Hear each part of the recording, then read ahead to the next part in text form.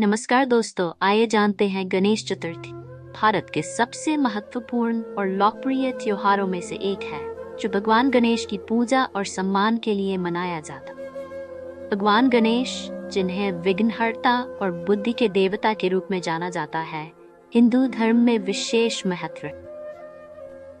इस त्योहार का मुख्य उद्देश्य भगवान गणेश की कृपा प्राप्त करना है, ताकि सभी कार्य बिना किसी बाधा के सफलतापूर्वक पूरे हो सके। गणेश चतुर्थी का महोत्सव विशेष रूप से महाराष्ट्र, कर्नाटक, आंध्र प्रदेश, तमिलनाडु और गोवा में धूमधाम से मनाया जाता है। इस त्योहार की पूजा और अनुष्ठान का आरंभ गणेश चतुर्थी के दिन होता है और अनंत चतुर्दशी तक चलता है, जिसमें भगवान गणेश की मूर्ति का विसर्जन किया जाता है। गणेश चतुर्थी की पौराणिक कथा।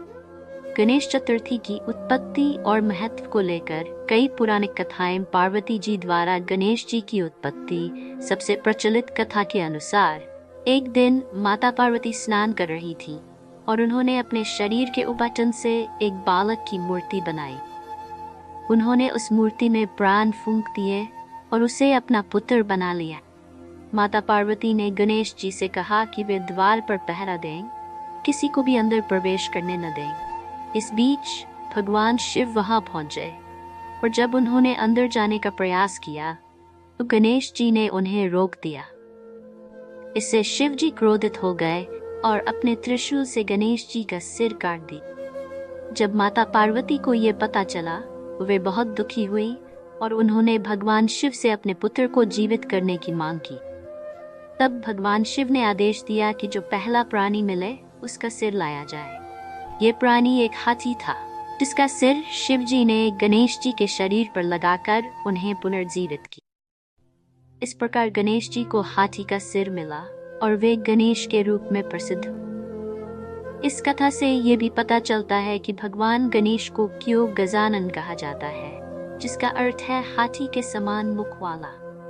गणेश जी का प्रथम पूज्य होना। एक अन्य कथा के अनुसार देवताओं के बीच ये विवाद हुआ कि उनमें से सबसे पहले पूजा किसकी होनी चाहिए। इस विवाद को सुलझाने के लिए भगवान शिव ने एक प्रतियोगिता का आयोजन किया, जिसमें सभी देवताओं को पृथ्वी का एक चक्कर लगाना था और जो सबसे पहले लौटेगा वही प्रथम पूज्य होगा। सभी देवता अपने अपने वाहनों पर सवार होकर पृथ्वी की परिक्रमा करने के लिए निकल पड़े, जबकि गणेश जी ने अपनी माता पार्वती और पिता शिव की 3 बार परिक्रमा की। जब उनसे पूछा गया कि उन्होंने ऐसा क्यों किया, गणेश जी ने उत्तर दिया कि माता पिता ही संपूर्ण संसार है और उनकी परिक्रमा करना ही पृथ्वी की परिक्रमा करने के समान है। इस बुद्धिमानी से प्रभावित होकर भगवान शिव ने गणेश जी को प्रथम पूज्य होने का वरदान दिया। मुनि वेद व्यास और गणेश जी महाभारत की रचना से जुड़ी एक कथा भी गणेश जी के महत्व को दर्शाती। मुनि वेद व्यास ने महाभारत की रचना करने के लिए गणेश जी को अपना लेखक चुना। उन्होंने गणेश जी से कहा कि वे बिना रुके और बिना किसी बाधा के महाभारत का लेखन करेंगे। गणेश जी ने ये शर्त रखी कि यदि मुनि वेद व्यास एक क्षण के लिए भी रुके तो वे लेखन बंद कर देंगे। मुनि वेद व्यास ने गणेश जी की इस शर्त को मान लिया और उन्होंने महाभारत का लेखन प्रारंभ किया। गणेश जी की बुद्धिमत्ता और धैर्य के कारण ही महाभारत की रचना संभव हो सकी। गणेश चतुर्थी का महत्व। गणेश चतुर्थी केवल एक धार्मिक त्योहार ही नहीं है, बल्कि यह सामाजिक और सांस्कृतिक दृष्टि से भी अत्यंत महत्वपूर्ण है। इस त्योहार के दौरान लोग अपने घरों और समाजों में गणेश जी की मूर्ति की स्थापना करते हैं। 10 दिनों तक उनकी पूजा करते हैं। गणेश चतुर्थी के दौरान जन सुबह और शाम को गणेश जी की आरती करते, भोग लगाते हैं और भजन कीर्तन करते हैं। इस अवसर पर लोग एक दूसरे को मिठाई बांटते हैं और अपने दुख दर्द को भुलाकर एकजुटता और सौहार्द्रता का परिचय देते हैं। गणेश चतुर्थी का महोत्सव पर्यावरण संरक्षण का संदेश भी देता है। पिछले कुछ वर्षों में गणेश मूर्तियों के विसर्जन के कारण होने वाले पर्यावरणीय क्षति को देखते हुए लोग अब पर्यावरण अनुकूल गणेश मूर्तियों का उपयोग करने लगे हैं। मिट्टी और अन्य प्राकृतिक सामग्रियों से बनी मूर्तियों का विसर्जन पर्यावरण को नुकसान पहुंचाए बिना किया जा सकता। इस प्रकार गणेश चतुर्थी का महोत्सव हमें पर्यावरण के प्रति जागरूक होने और इसे संरक्षित करने की प्रेरणा देता। गणेश चतुर्थी का समापन और विसर्जन।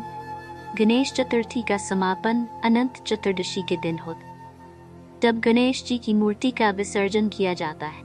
विसर्जन से पूर्व भक्तजन गणेश जी के आगे गणपति बप्पा मोरया के जयकारे लगाते हैं और उनसे अगले वर्ष फिर से आने की प्रार्थना करते। विसर्जन की प्रक्रिया के दौरान भक्तगण नाचते गाते हुए अपने गणपति को विदाई देते।